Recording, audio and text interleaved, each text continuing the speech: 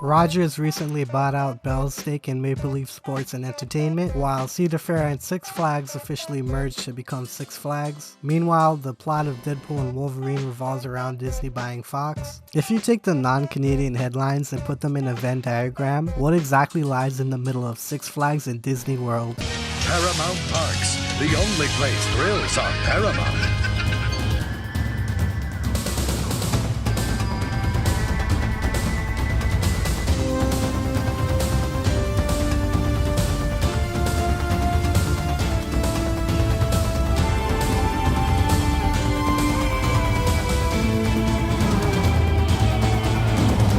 Another stressful assignment as we go on the road down south to Kings Island, actually Paramount's Kings Island.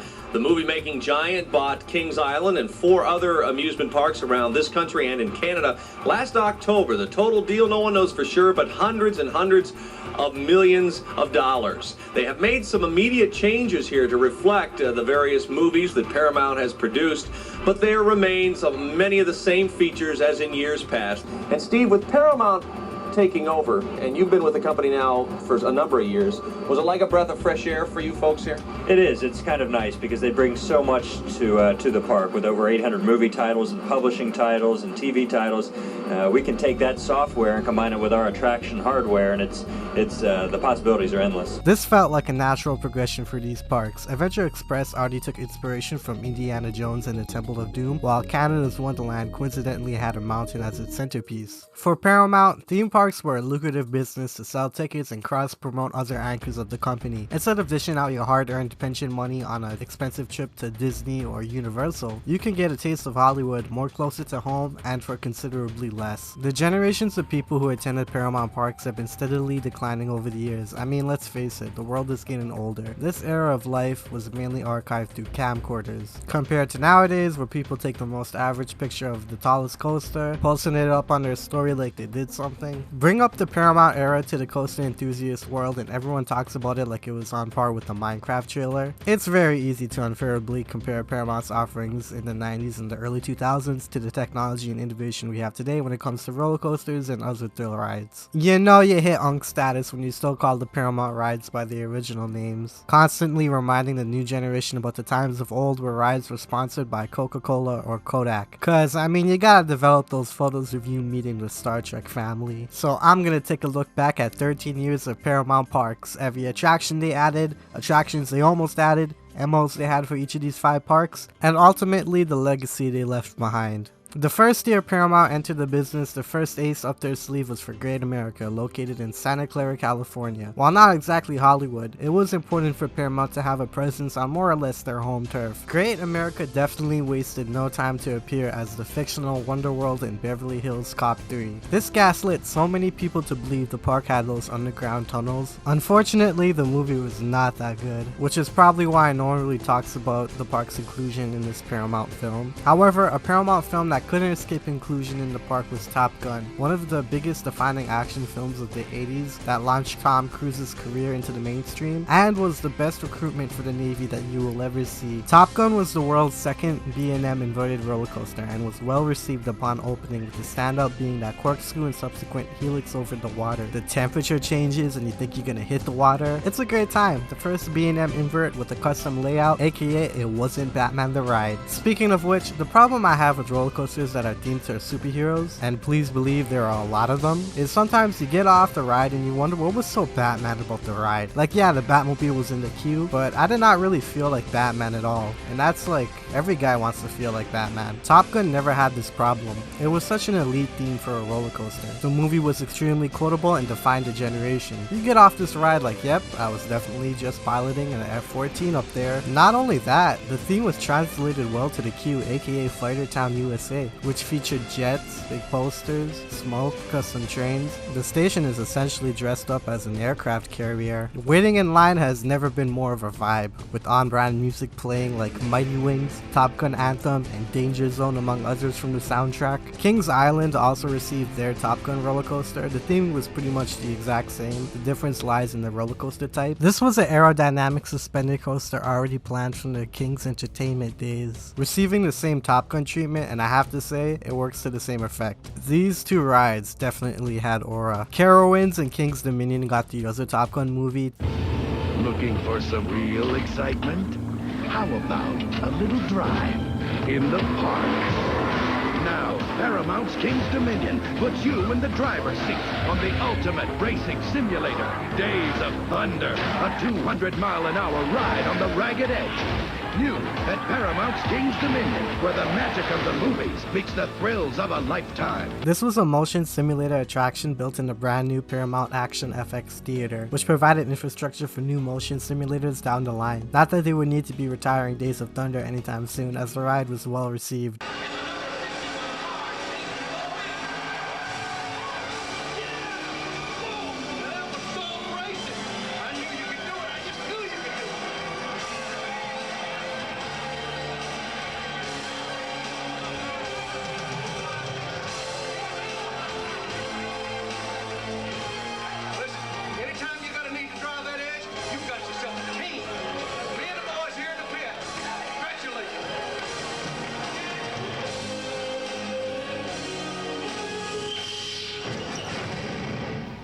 And last and definitely least, Canada's Wonderland got a brand new Kids Kingdom area. Surely got my attention. Come on in with it. Go, go, go, go. In '94, Wonderland, Kings Island, and Great America would get their Paramount Action FX theaters packaged with Days of Thunder, while Carowinds and King's Dominion continued to be a dynamic duo, receiving a brand new Wayne's World section. Or, you know, these were the only parks that had space to put in a brand new section, which featured a variety of different rides and a Stan Makitas, just like the one from the movie. The headliner was the Hurler, not from the movie, but it was a wooden roller coaster focused on speed, airtime, and making the riders hurl. Now, while this headliner attraction wasn't on the same level as, say, Top Gun, it was well received for the time. There's the Hurler. This is the best ride in the park right here. Obviously, being a wooden roller coaster, it has aged horribly, and they added trim brakes to it in 2010. So nowadays, yeah, it's easy to see it as a piece of shit ride. But at this point in time, all but one Paramount park had a movie-themed roller coaster.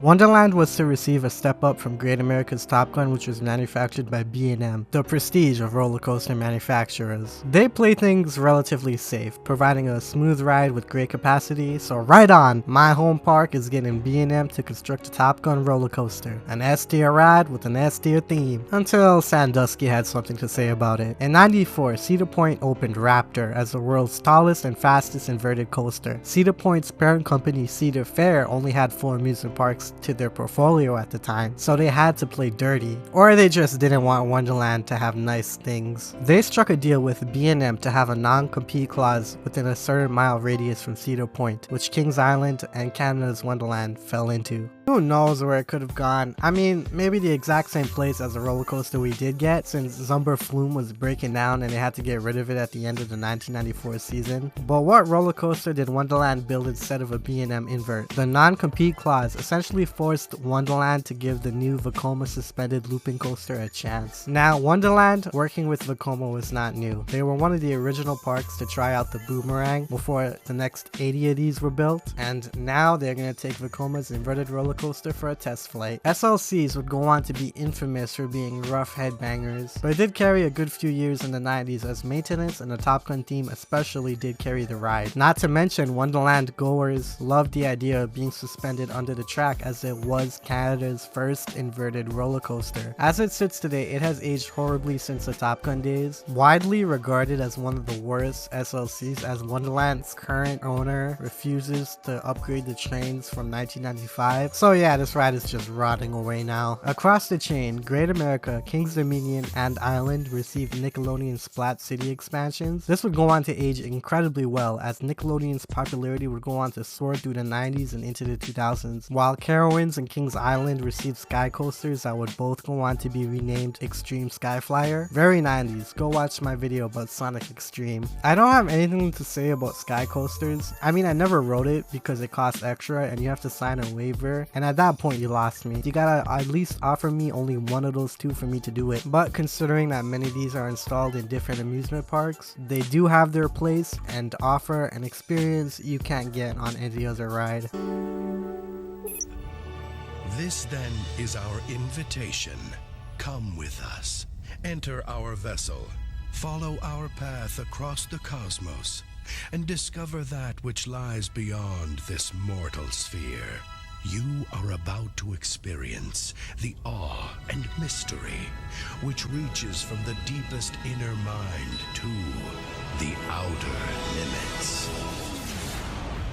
The Outer Limits Flight of Fear is an enclosed launch roller coaster built by Premier Rides for Kings Island and Kings Dominion. It features the first use of linear induction motors, which set a world record for the fastest acceleration, reaching 87 kilometers an hour in just 4 seconds. For those unfamiliar, linear induction motors, commonly shortened to LIMs, are devices that convert electrical energy into linear motion using electromagnets for propulsion. Launching riders in the dark coincided in its theming around the Showtime show, The Outer Limits. While waiting in this long ass line, you are met with original score music, aliens, a pre-show video, more aliens, and a UFO saucer you enter to board the coaster. The only part of the ride that received criticism was the mid-course break, but overall, the Outer Limits Flight of Fear was a hit, winning a shit ton of awards and being recognized as a standout attraction across the board, as well as being an innovator. But even if that wasn't enough, Kings Dominion received its Extreme Skyflyer, and Kings Island received go-karts. Great America and Carowinds got new Intamin drop towers named Drop Zone Stunt Tower, themed to the 1994 film Drop Zone, which was about skydiving. Man, remember when Hollywood took risks? Riders are meant to simulate doing the stunts for the movie, hence the subtitle. This is probably the only movie in the Paramount Park lineup where the attraction is more famous than the actual movie. Not every Top Gun fan is going to know about the ride. You probably have to explain it to them before they get it. Meanwhile, you probably know about Drop Zone strictly because of the ride. Great America's Drop Zone held the record for the tallest drop ride in the world for a little over a year, while the stunt tower installed in good old Wayne's World is significantly shorter. Probably the only time Carowinds ever got the short end of the stick. North of the border, Wonderland received its Extreme Skyflyer and a massive expansion to Splashworks, which now includes Canada's largest wave pool, Whitewater Bay. In the dry section of the park, Paramount faced a challenge with its themed areas. On one side was the 1890s World Fair, and on the other, a medieval fair, leaving little room for modern attractions like the Outer Limits. Doesn't help that the show never even aired in Canada. Initially, plans included a Drop Zone Stunt Tower and Speed City Raceway Go-Kart Complex in the International Festival area. However, these were shifted to the medieval fair section, where empty plots were available without the need to remove any existing attractions.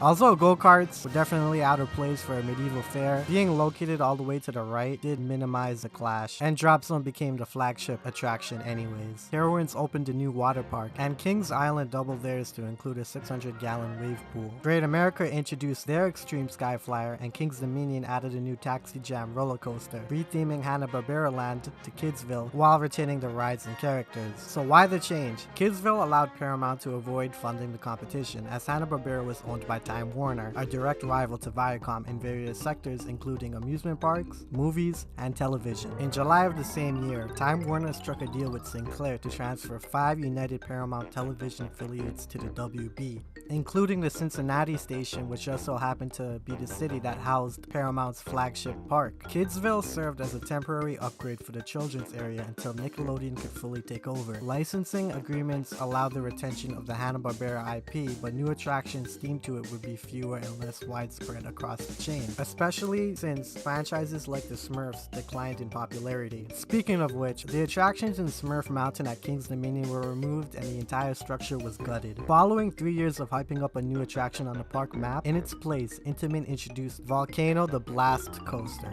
Originally, the ride was to be themed to the 1995 film Congo, but when that film underperformed, the idea was scrapped. Even though they already renamed the entire area Congo, Volcano was the first launched inverted roller coaster and set records for being the fastest of its kind and for having the tallest inversion found on any roller coaster. It quickly became became the most popular coaster in King's Dominion's history, instantly shooting up the park to become a premier destination. However, it faced technical issues in its first year, frequently rolling back on the record-breaking rollout inversion. While rollbacks on launched coasters are expected, these were just excessive. To combat this, the park operated the trains at half capacity, but the following year, a second set of LIMs were installed to secure the launch, restoring full capacity with the ride's intended trains. Paramount's gamble had paid off, and they had another hit on their hands, combining theming, thrills, and innovation. Have you ever wanted to be James Bond?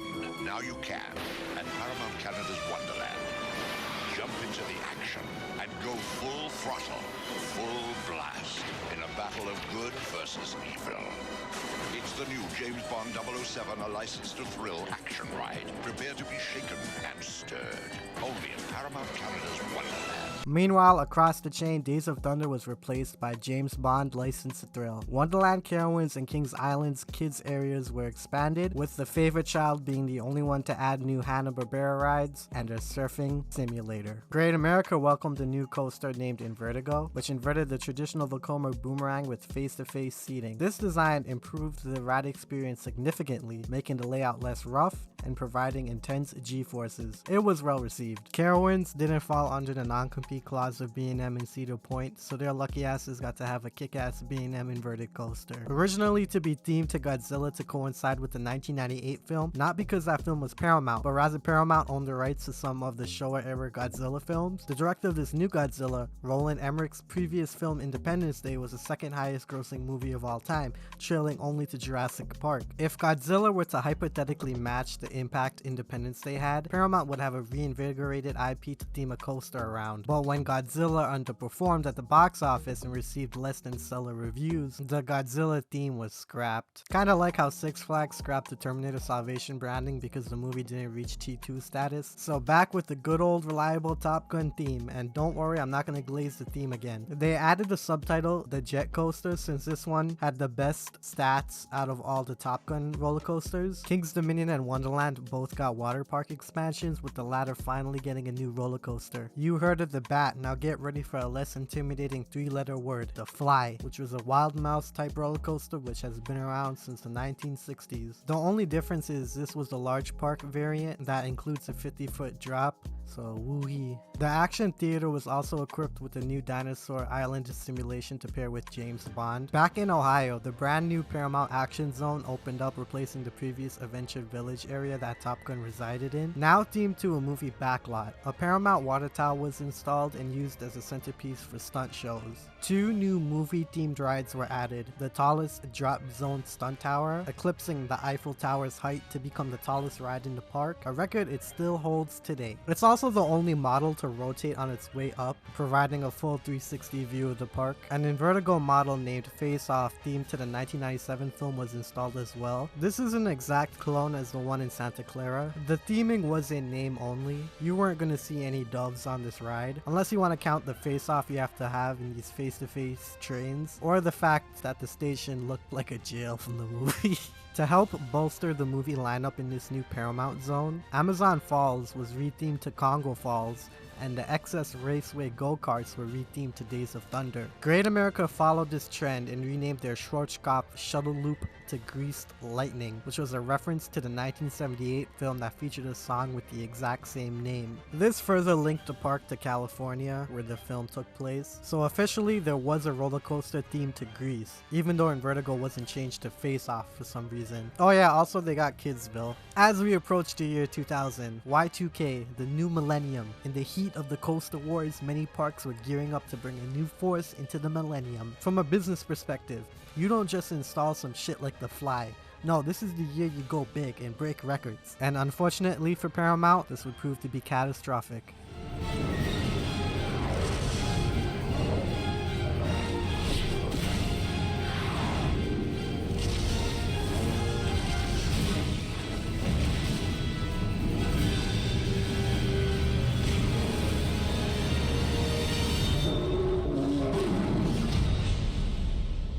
Alright, this video is getting a little too long, so I'm going to make a part 2 where I discuss the 2000s, the cancelled projects, the finances, and ultimately the dissolution of Paramount Parks. So be sure to subscribe for when that's dropping. Thank you for watching.